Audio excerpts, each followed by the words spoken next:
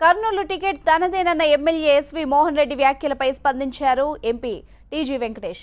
Kurnool assembly TDP ticket SV కుటుంబానిది కాదని, తమ కుటుంబానిదని టీజీ వెంకటేష్ స్పష్టం చేశారు. పార్టీ సర్వే చేసిన తర్వాత టికెట్ కేటాయించడం ఆనవాయితీగా వస్తోందన్నారు. అయితే లోకేష్ పోటీ చేస్తే తాను కూడా సమర్థిస్తానని తెలిపారు. కర్నూలులో టీడీపీ సీటు ఫైట్ ముదిరింది. కర్నూలు ఎమ్మెల్యేగా లోకేష్ పోటీ చేయాలని ఎస్వి మోహన్ రెడ్డి కోరితే చంద్రబాబు పోటీ చేయాలని టీజీ వెంకటేష్ కోరుతున్నారు. ఒకవేళ లోకేష్ నిలబడినా సమర్థిస్తామని చెప్పారు ఆయన. గెలిచే అభ్యర్థికే కర్నూలు సీటు ఇస్తారని టీజీ చెప్పారు. కర్నూలు కాన్స్టిట్యున్సీ తెలుగుదేశం పార్టీ అభ్యర్థిని నేనే అని మోహన్ రెడ్డి గారు నిన్న డిక్లేర్ చేసుకున్నారు.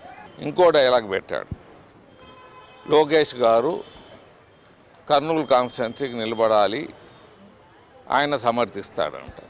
ఆయన నిలబడితే ఎవరైనా సపోర్ట్ ఇస్తారు. కానీ ఈ మాయ మాటలు ఉన్నాయి, మోహన్ రెడ్డి గారి మాయ మాటలు, అదే డిఫరెన్స్. సో ఇది జనాల్ని కన్ఫ్యూజ్ చేసే తప్ప వేరే ఏమీ లేదు.